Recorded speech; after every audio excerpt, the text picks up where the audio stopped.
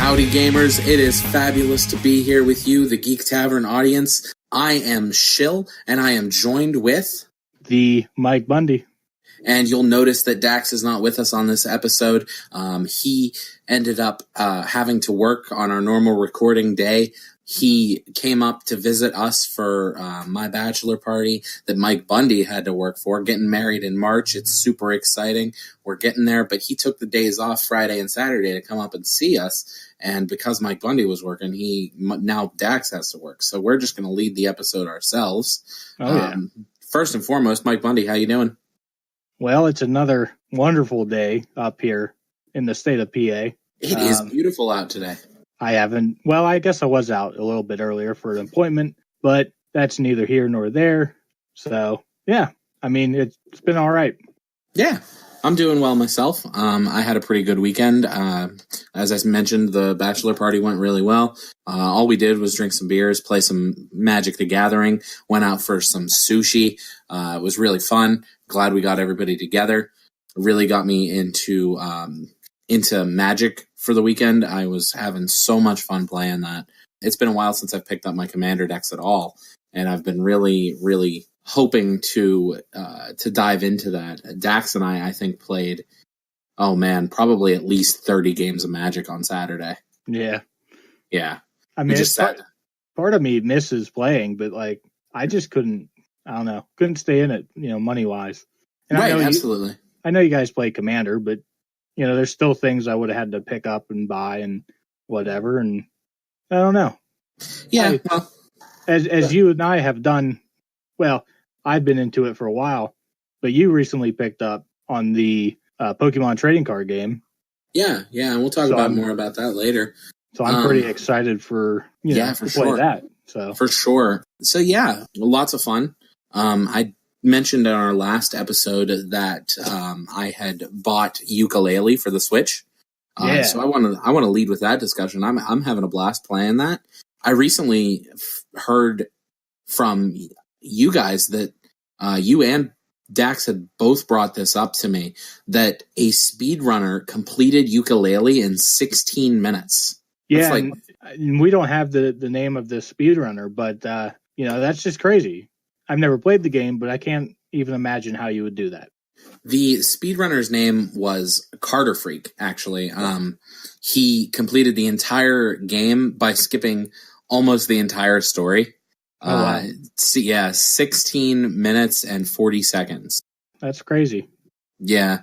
So it's an incredible feat, and the guy deserves some praise. It is truly amazing. You can watch all of that over on his YouTube channel. You can see the whole thing and jump in and see that incredible achievement. That game is so much fun. The worlds are so big. I need to download it on Xbox under your account. Yeah, because we do the game sharing thing, and I had funded it as the Kickstarter because I was really excited to see if those guys could pull off Banjo-Kazooie successor the way that they pulled off Banjo-Kazooie. Right. Such a fabulous 3D platformer in Banjo. One of my all-time favorites for sure. Yeah, Yooka doesn't hit the bar as much as Banjo did. There are things that it's lacking. The worlds, despite how big they are, there's no way to fast travel to different parts of them like there were in Banjo. Yeah. So that, I think that holds the game back a little bit. Like, say I want to go do, find one of the pages, which are the replacements for jigsaw pieces in the game. Mm-hmm. There's no way to fast travel and find those. So, to find them a little bit quicker or to go to a different part of the map where you may have missed one. Yeah. It's cumbersome, and it's probably going to be the reason I don't 100% the game. I'm probably just going to beat the initial story and move on to a new title. When I pick that up, I'll probably do the same.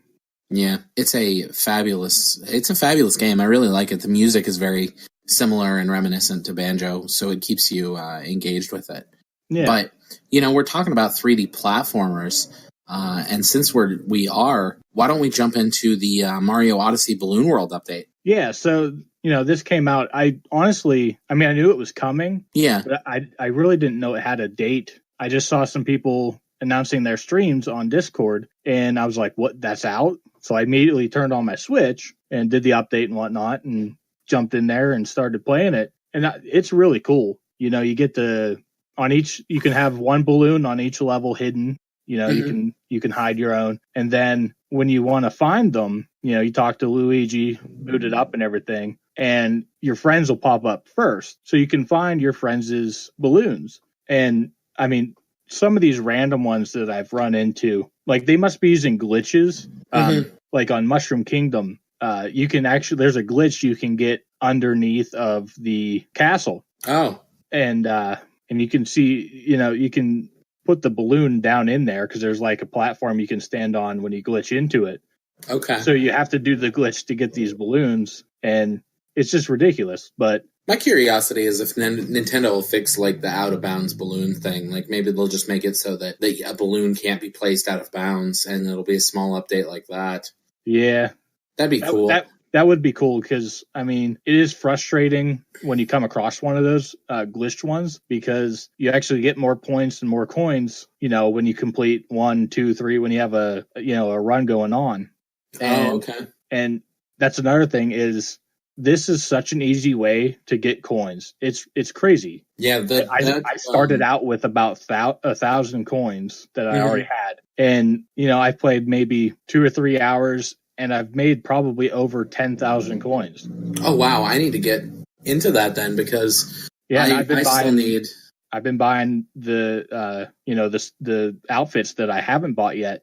I've been buying them with this money. So okay, yeah, I enjoy this update a lot already. I need to get into that because there are a couple outfits. I didn't get the skeleton outfit. Right, I got all the moons, and that was. I bought the skeleton first. Yeah, that was 100% enough for me to get the moons.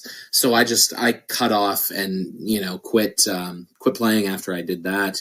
I did try grinding for some coins. There was an area of the game where you could just it was in the Bowser Kingdom where you went above the clouds and you could grab the flowers that made you run faster. Yeah. You could jump up there and throw your hat and not touch the Joy-Con, like the joystick at all, and it would just grab all the coins. And that was the most efficient way of farming for coins, or at least I read. But so I did that for a long time, got up to about 4,000, said, I'm not doing this, and I just jumped away from the game. But the highest parts you could, or the best parts you could farm for coins, you would still only get about 100 each time. Yeah. So it was, it was monotonous and annoying, but this is a great way for that, and it's a fun little mini game you get to play. That's awesome. Nintendo adds some great features to games. Yeah. And, little things that help out the player a little bit. And for those moments, they're absolutely amazing. Nintendo is great when they do that. But then they have other moments where something just goes tragically wrong with one of their games. And, I can think of one perfect example with Payday 2 on the Nintendo Switch. Yeah, so this game, obviously it's older, but it's a fantastic multiplayer. Basically, you have to rob banks as a team. That's about all I really know about it. But I've been looking at this game for years, and I don't know why. It's kind of just eluded me up to this point. And I was actually thinking about getting it on the Switch when it came. But a big thing in this game is the ability, or you kind of need the ability to talk to one another while you're doing the heist. Because, it's a heist. You need to... Yeah, you need to communicate and formulate a plot to escape. Yeah, you need a plan to escape and need to know where, again, I don't know much about the game, but you need to know where, I would assume, where the cops are or whatever. And this game has no way to have a party chat in any sort of way. At least with the Nintendo Switch voice app, right? The one that you download for your phone. There's no way for you to jump in and communicate on it. And the makers are actively trying to get at least the okay to turn on the Nintendo voice chat app, because right now Splatoon 2 is still the only game that you can use the voice chat on. Right. So. I'm curious if it's going to maybe come to a certain point where gamers, just abandon that entirely and go into Discord.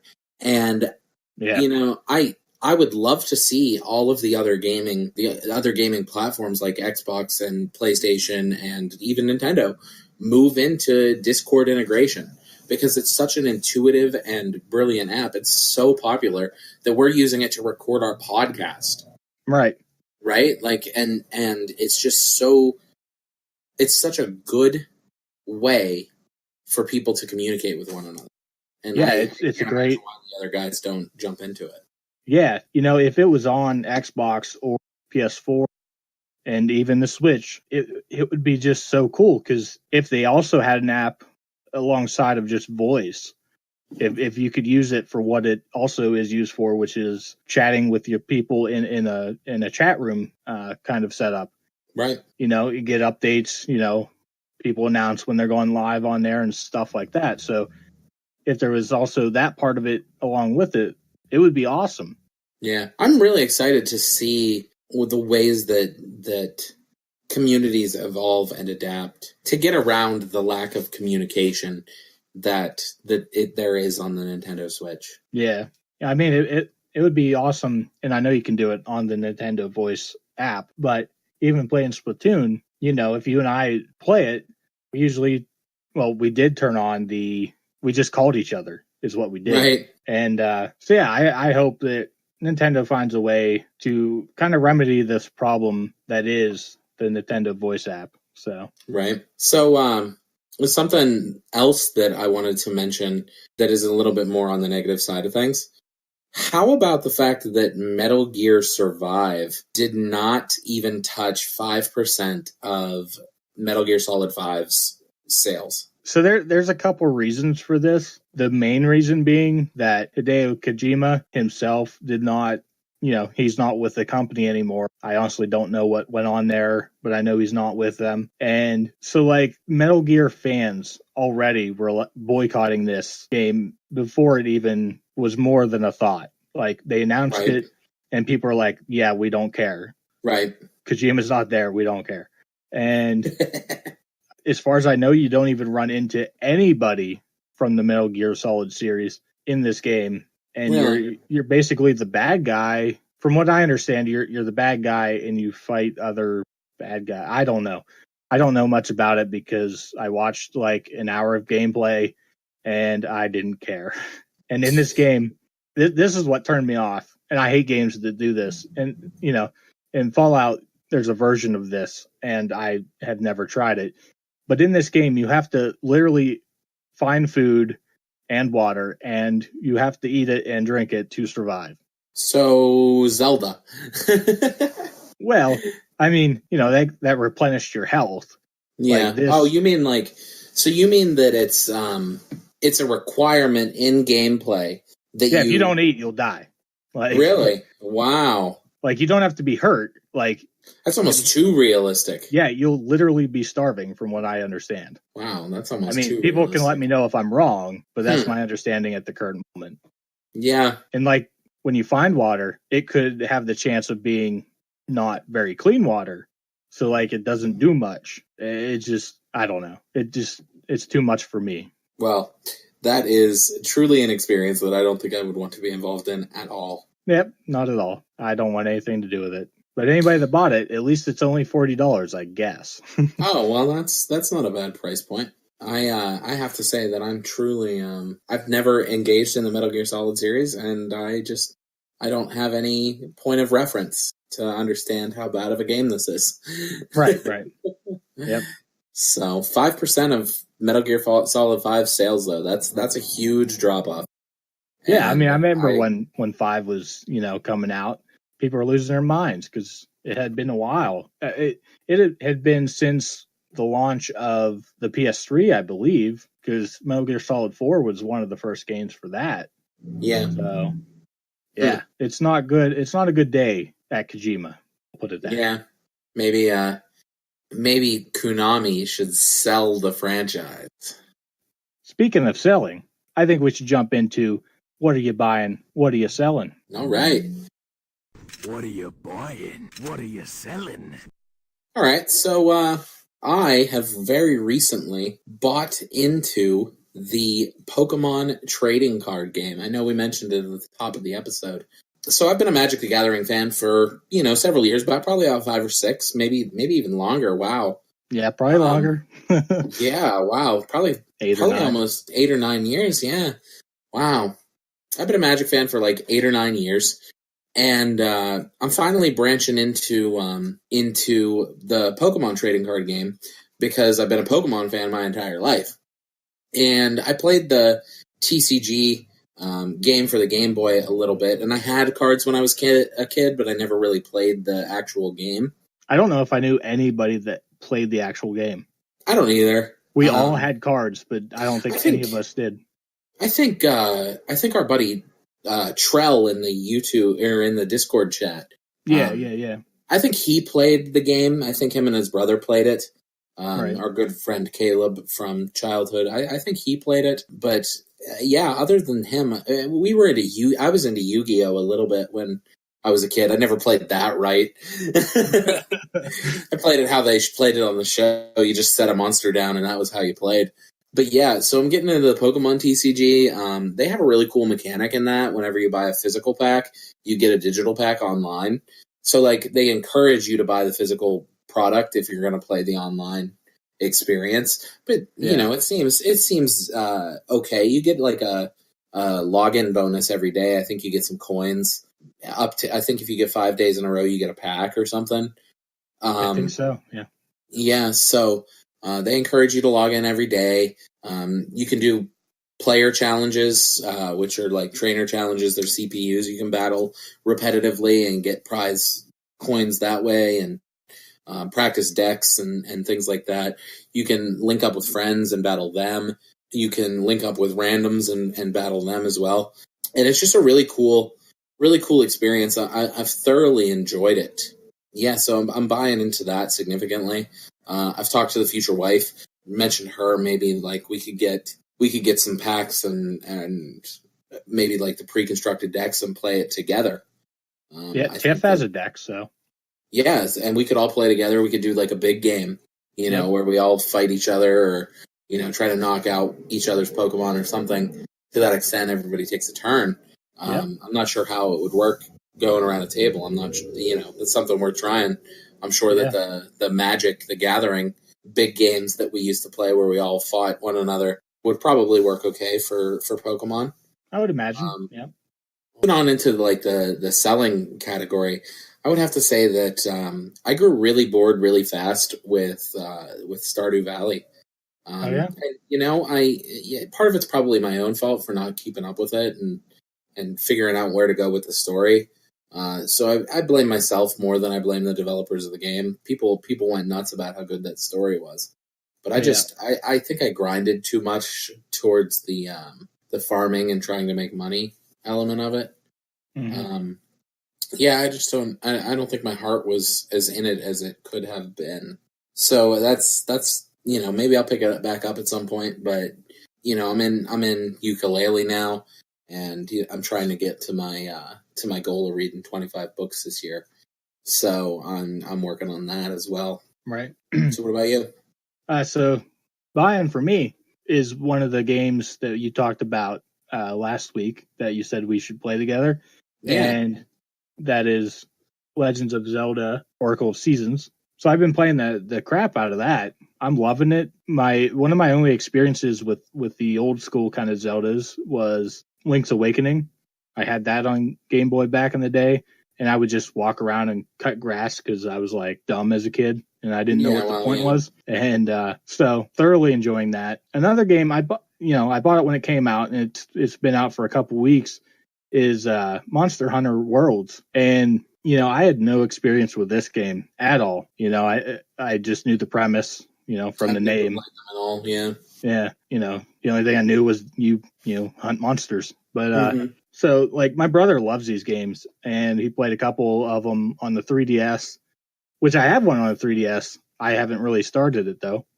But I'm loving this game for the fact that I have people playing it, and we get on. You clan up and hunt monsters, and our good friend Bo got it as well. So like all these people have this game that's just great to clan up and hunt some monsters and chat it up. Yeah, loving that game. And then another game that I picked up is a game that's on sale on Switch right now. It's kind of like it's a 2D platformer, kind of like I'm trying to think what a good example would be. Almost like a Castlevania kind of thing. Oh, really? You're like this bearded Viking guy, and you have like this huge sword, and there's like skeleton and demons and stuff like hanging around. Wow. But like he's like a heavy metal, like the picture that is on the cover on the eShop is like he's holding up the rock horns, and like lightning is coming from his fingers. And here the soundtrack is done by the guitarist from Celtic Frost, very heavy metal band there. And so it caught my eye because it's heavy metal. It's a very difficult game, and it's like $15. So I was like, I'll take a shot in the dark for this. And I've, been playing that here and there too. And as far as selling goes, I mean, I'm not really selling anything. I might be selling my job. I don't know. I'm selling my job. I walked away from a decent position and ended up I think I made a mistake doing that, and I jumped into a new job where I'm working in a factory for the first time in my life, and I'll tell you what, that is not pleasant. It's hard on the body. It's not that the job is as bad as everyone makes it out to be. The teams seem really nice, and even the supervisor that everybody says is a jerk doesn't seem like a bad guy. Yeah. But oh man, it's hard. I haven't stood all day in probably 6 years in a job. So yeah, that'll be the hardest part if I ever get a new job that's involves standing. Yeah, but yeah, that's definitely the most difficult part. But it looks like I'm gonna be okay because I'm gonna start something. I got a job. I got offered a job. I don't know if I've been offered the job or not. It seems like I've been offered the job. I just got to keep checking my email, but it's a customer service gig. It'd just be a call center thing that would come through on my computer, so I could work remotely wherever I need to. So that would be really cool. And I'm hopeful to hear back from those folks. So so let's jump into our weekly segment. Our top five. Top five. Let me tell you why we're doing this one. So on February 27th, 1996, Nintendo and Game Freak released the initial Pocket Monsters game, Pokemon Green and Pokemon Red. So every year they have been celebrating what they are calling Pokemon Day on February 27th. And in honor of Pokemon Day, we have decided to do not our top 5, but our top 6 favorite Pokemon, because you can have 6 Pokemon in your team. And that makes total sense. Yeah, absolutely. So we're going to Mike Bundy, why don't you give us your first and your top 6 Pokemon. So my number 6, that's a weird sentence to say, is going to have to be Lapras. Lapras. And Lapras, none of these are probably going to be at all like meta good or whatever. Yeah, absolutely. Not competitive viable Pokemon. Right. You don't have to be competitive to defeat the actual game. You can beat the Pokemon game with any Pokemon. Yep. Magikarp that knows struggle can beat the Pokemon game. Like, as long as you level it up far enough. Right. As long as they're a high enough level. So Lapras, like, I've just always loved Lapras. Mm-hmm. I guess you could kind of say it was kind of rare in the first game. I don't know if that's... Well, you were given one in the... Oh, were you? I don't even remember. Yeah, you're given one from an NPC in the Team Rocket event. Oh, okay. In Saffron City in the first game. Huh. Yeah. So, there's only one. There's only one. Okay, so you can't find it in the wild. Right. Okay, well, anyway, I love Lapras. I use Lapras. I always want to say it's a her. I don't know why. Yeah, it's a very feminine-looking Pokemon. Yeah, always use Lapras in many of my runs. I just like the design of Lapras. I think it's really cool that in the games now, when you surf, it's on a Lapras. Yeah, with the ride Pokemon from Sun and Moon. Yeah. Yeah, it was a really cool feature that they added in. Even before that, when you just surfed, or a game or two, it was a Lapras, I believe. Yeah, I believe that Ruby and Sapphire, you were on like a Whalmer, or maybe it was just a Black Shadow. But in the original games, I think it was, or Gold, Silver, and Crystal, it was Lapras. That's right. Yeah. Yeah. So unless you used the Surfing Pikachu, if you got the Surfing Pikachu for Yellow version from Pokemon Stadium and then traded it into Gold, Silver, and Crystal. Yeah, you could surf on Pikachu, and it became Pikachu when you were surfing on it. Oh, that's amazing! Yeah, it was so cool. So go ahead with your number 6. Yeah, absolutely. So, I was going to throw Trubbish on my team just as a gag, because I love Trubbish. I think the design is adorable. Everybody hates it. They're like, oh, it's such a Pokemon that they got lazy. It's a bag of garbage with eyes. And I was like, okay, but Grimer is a ball of sludge with eyes. And its evolved form is literally the same thing. I mean, when you're talking about Trubbish, it's a hiding mechanism in modern day life. Mm-hmm. Yeah, absolutely. And Unova had that. They were cities, right? It was a very industrial region where there were tons of cities, but I decided not to put Trubbish on in lieu of one of my other favorite Pokemon, Gardevoir. Gardevoir always makes its place onto my teams. Ralts is such an adorable little Pokemon. I always grab it if it's available, and Gardevoir always ends up being on my team. It's an incredibly powerful Pokemon. It got a great Mega Evolution in X and Y. Truly, truly one of the most powerful Pokemon in that competitive meta. But it's not the reason I grabbed it. I just really love the design. It's a really cool Pokemon with a really great moveset. It has a Shadow Ball to take down Ghost types if it's fighting Ghost types, and if you're throwing a Steel type at it or something in the Fairy realm, I think that it can learn Focus Blast. I'm not 100% certain, but it has a viable moveset, and it's one of my favorite Pokemon. So that's why I always select it on my team. Yep. My number 5 is going to be the only legendary, actually, on my list. Mm-hmm. And that's Yveltal. Yveltal? Yeah, from X and Y. Yeah. So Yveltal, I mean, you get it pretty late in the game, but I always liked using Yveltal. Her again, there I go with her. Yveltal's moves are pretty cool. I don't remember the name of the one, but it would suck health from the opponent, and I just thought that was cool. I love birds. The reasonings for these are going to be kind of lackluster because I don't know what to say about them. But yeah, Yveltal, one of my favorites. I've only ever used it in X and Y. Never really used it in Sun or Moon or anything. But I enjoy the design and the overall the way that Yveltal plays. So that's my number 5. What's your number 5, Shill? So my number 5, I chose a Pokemon that I first interacted with in the Hoenn.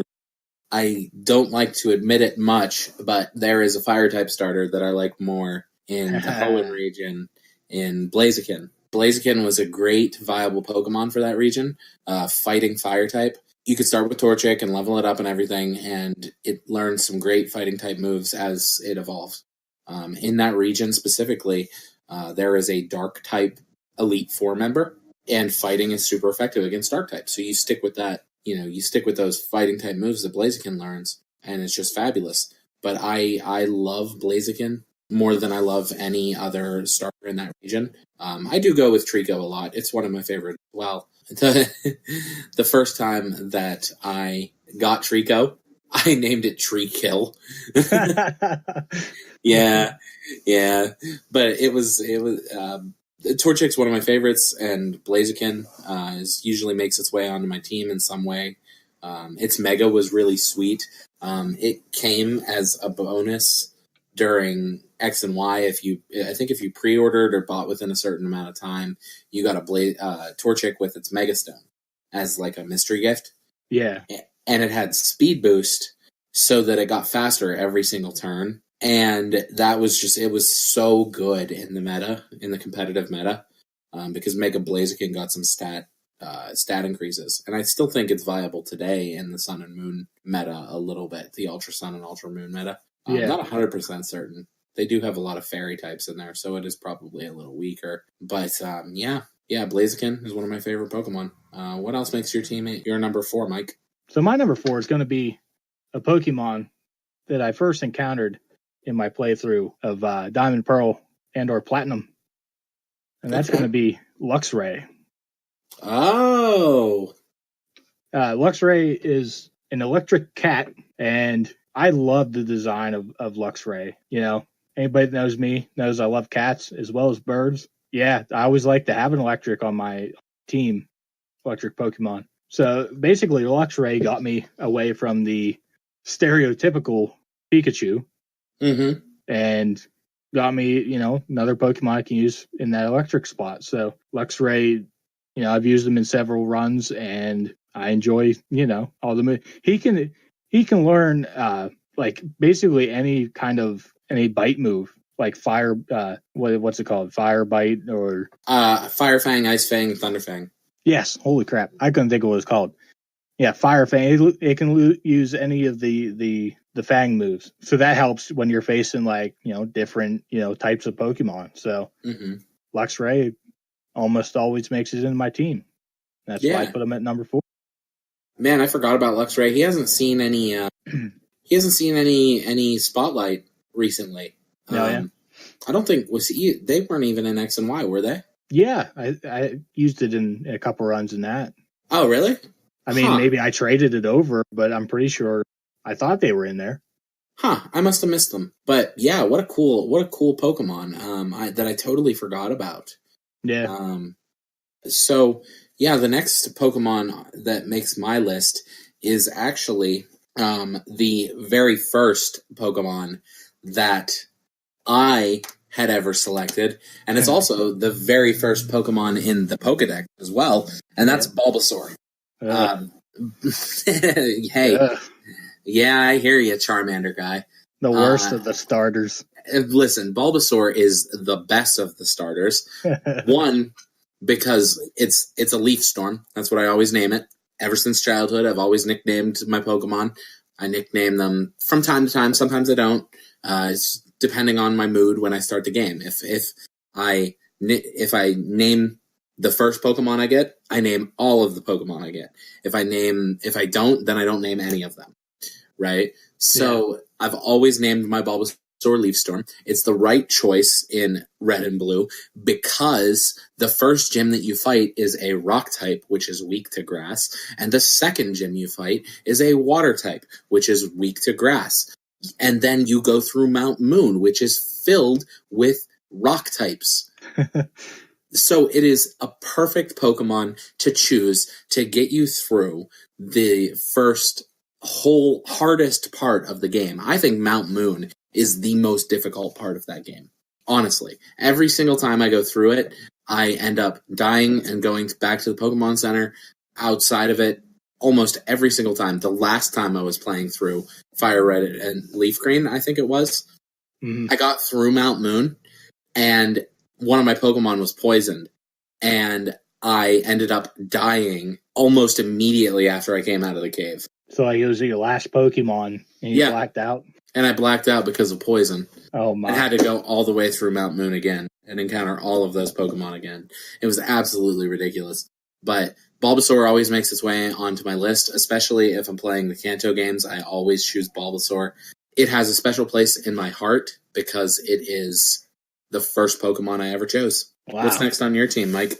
Well, a side note for all the listeners out there, I'm going to sometime, not right now, there's too much on my plate, but I'm going to do a playthrough with Bulbasaur. Oh. Because I've never done it. Yeah, fair enough. Yeah. So my number 3 is going to be, it's not my number 1. Okay, my top 3 could be interchangeable on any given day. So with that said, my number 3 is Gyarados. All right.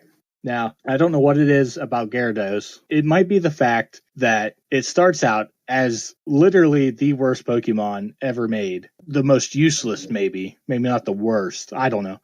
But, Magikarp, terrible. Funny as heck on the anime. from what I remember. But Mm-hmm. yeah, Gyarados, he just looks so awesome and badass that I've always liked him. And the first time that I came across Red Gyarados in Gold and Silver, man, my mind was blown. I'm like, why is this Gyarados red? Like, I knew immediately. I'm like, save before we encounter this sucker, you know? So yeah, Gyarados always has been one of my favorites. That's why I put it at number 3. Awesome. You know what's really cool about the Red Gyarados in Pokemon Gold, Silver, and Crystal? What? The shinies in that game are all perfect IV Pokemon. Oh, wow. Yeah, and that's how shininess was determined in that game. So if you had a shiny Pokemon, it was a perfect Pokemon, IV-wise. And then you could train it with the effort values gained on each Pokemon knockout that you had, right? Like, I'm not 100% certain on this one, but I'm like Pidgey would raise attack stat, or Grimer would raise defense stat, and you would knock out those Pokemon to raise the EVs, Right. and not use the medicines that would just be cumbersome and expensive. But yeah, that's how you knew a Pokemon had perfect IVs in Gold, Silver, and Crystal. If it was shiny, it was perfect. Wow, the stuff you learn. Yeah, absolutely. So next up on my list is a Pokemon that I first encountered in the Sinnoh region. It was one of the new ones from that region. A beloved evolution of a beloved Pokemon that has currently 8 different evolutions. Ooh. One of my favorite Eevee evolutions is Leafeon. Yes, I am a sucker for that evolution in particular. Umbreon is among my favorites as well. It is a tanky Pokemon. It can take a lot of hits. You throw Toxic at it. I use that in the competitive arena a little bit. Yeah. But Leafeon, I love Leafeon more because of its design. It has such a cool tail and ear style with the leaves flowing into it. I don't know. I like the evolution method where you just had to be in the right environment to evolve it. It was so cool the way that they had introduced Leafeon to us. Just level up your Eevee near this stone, and it will turn into Leafeon. And they've carried that forward, obviously, because you have to evolve it somehow. But yeah, Leafeon is one of my favorite Pokemon. It has a decent moveset, but it's not a competitively viable Pokemon. But I just love it. Yeah. And that's why it made my list over Umbreon. And I don't really have anything else to say about that. Mike, what else makes your listing your number 2? All right, my number 2, you're going to see this coming from a mile away, probably. Mm-hmm. My number 2 is my favorite bird Pokemon, Pidgeot. Ah, good old bird Jesus. That's right. All praise bird Jesus. So, I mean, this is probably one of the first Pokemon I had ever encountered, being that when you first start the game, you probably immediately run into one. Well, Pidgey, which, But, yeah, I love the look of Pidgeot. I love the fact that they gave it a Mega Evolution in the remakes of Omega Ruby and Alpha Sapphire. Mm-hmm. And I always have a Pidgeot. That's one thing you can almost put money on. And I just love, I don't know what it is. I love birds. I'm a collector of bird knickknacks, and I just love birds. So Pidgeot makes my number 2 spot. Okay, awesome. Well, I think part of the reason I was able to convince you to buy Omega Ruby and Alpha Sapphire was because of Mega Pidgeot. Yeah, pretty much. Yeah, what a cool Pokemon to make the list. One of the things that convinced me to, other than the fact that it's a Pokemon game and I'm gonna play it, but one of the things that I was really excited for in the Alola region is my number 2 favorite Pokemon got in Alola form. Ah. Yeah, so there is always a guarantee that that Raichu is going to be involved somewhere on my team. Oh, yeah. I absolutely love Raichu. I think it's such a cool design over Pikachu. It's obviously, when you're a kid, you got Pikachu because it was the mascot of the franchise, and then you evolve it, and it's Raichu, right? But like I genuinely have stuck with Raichu the whole way through because there are tons of electric Pokemon, Luxray included, Pachirisu, which was trying to be, the Pikachu clone, Dedenne from X and Y, Plusle and Minun from the Hoenns. There's always, some type of Pikachu clone. Raichu, I just stick with. I love it so much. Alola Raichu was great. The psychic and the psychic and electric typing was really cool. The fact that it surfs on its tail.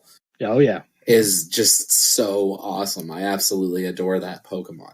So you can always... that's given some fan service back to, us older Pokemon players with Surf and Pikachu, Yeah, exactly. Exactly. So there's definitely a Pokemon that always makes my team in Raichu. So yeah, I have a shiny one on my bank there. The Alola or the regular? Alola. Oh, I didn't like the Alola sprite, the shiny sprite. Wasn't my favorite. But hey, what's your I could probably guess it. But what is your number one favorite Pokemon? Yeah, so like you already know, I'm sure anybody that knows me is going to know my number one, and that is Charizard. Mm-hmm. Yep. And this has been my favorite probably, obviously ever since the first games. Again, I played Yellow, I think, before I ever actually played Red or Blue. So I never really had to choose back in the day. But when I'd pick up you'd pick up all the starters later in the game, I would always keep Charmander because like he was my favorite on the show as well. And, that episode, speaking of the anime, the episode where he finds Charmander and that stupid piece of trash left him out in the rain to almost die. I'm glad, he evolved into Charmeleon and kicked his rear end. But anyway, Charizard is just so awesome. And I'm still on my quest to have a shiny Charizard. I kind of wish I still had X and Y because hatching eggs in that circle was so easy. I miss that. It's relatively easy in Sun and Moon to hatch eggs. You can ride Tauros and just run in circles. Yeah. So that's That's but in the town circle, you literally just held left or right, and you just. It's true. It's true, and you can little less work. Yep. Yeah, that's true. But Charizard, one of my favorites, probably mostly, like I said, because of the anime. Like, I just liked how he never listened to Ash and everything. So. Mm-hmm. So yeah, that's classic rivalry between you and I with our Pokemon lists there from our starters. I've always named in Pokemon Red and Blue. I've always named my rival ITWX. Yep. And. Or Michael when we were kids before the nickname came came to existence. But I would name them Mike, and I always chose Bulbasaur. He always chose Charmander. It's one of those things that was like, art imitates life. Yeah, it just makes sense. The game knows, Yeah. So what's your number one there? I don't know if you could guess mine. I don't know. Yeah, I'm trying to think right now, and I don't know. Yeah, so my favorite Pokemon, it is Dark Ice type, and it is Sneasel. Oh, okay. Yes, Sneasel is one of my favorite Pokemon. It's got such a cool design. It's super elusive in Gold and Silver and Crystal. It escapes you until the end of the game. You have to catch it in Mount Silver. That's the first place you can encounter it. And the first time I did, I was like, this Pokemon is one of the most awesome Pokemon I've ever seen. And I've been in love with it ever since. It got the cool evolution, Weavile in Sinnoh, which I absolutely loved and still love. And I still have a Weavile that I use routinely in Ultra Sun and Ultra Moon because on a bad day, one fateful bad day, I texted a friend of mine and said, yeah, this day is not working out so well. It's a really rough experience for me that I'm going through with my life and everything, and it's just hard, right? And I was miserable and depressed. And in true providential fashion, I pick up my 3DS because I had sat it down right as I was encountering a Pokemon, and I pick up my 3DS, and there sits a shiny Sneasel that I had encountered. Mhm. And I lost it. I immediately texted my friend again and said, never mind, shiny Sneasel, best day ever, tons of exclamation points.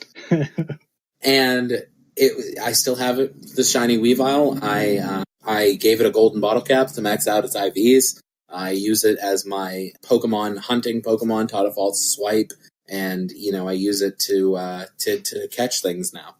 I might have to use one of those because I don't know very many Pokemon that can learn false swipe. So I always got a Scizor or a Scyther, and taught it to that. But maybe I'll give Sneasel a try. I've never really used Sneasel at all. It's a glass cannon. No, yeah, it can hit really hard, but it also goes down very fast. But it's still one of my favorite Pokemon, and I love using it, especially the shiny one that I have now. That hopefully Pokemon Bank compatibility comes to the Nintendo Switch when the next Pokemon game comes out. Ooh, and I can transfer. I did not think of. Yeah, I can transfer everything up. And what would be really cool is if they had some kind of interactivity with the Pokemon Bank and Pokemon Go. Yeah, that would be really cool. So those are my top favorite Pokemon. My top six favorite Pokemon in celebration of Pokemon Day. That's right. Is there anything going on like on the Pokemon games or anything for Pokemon Day? Well, Pokemon Go is currently celebrating with a community event. There are tons of wild Dratinis available right now. Oh, wow. Yeah, tons of wild Dratinis and tons of shiny wild Dratinis. Oh. Yeah.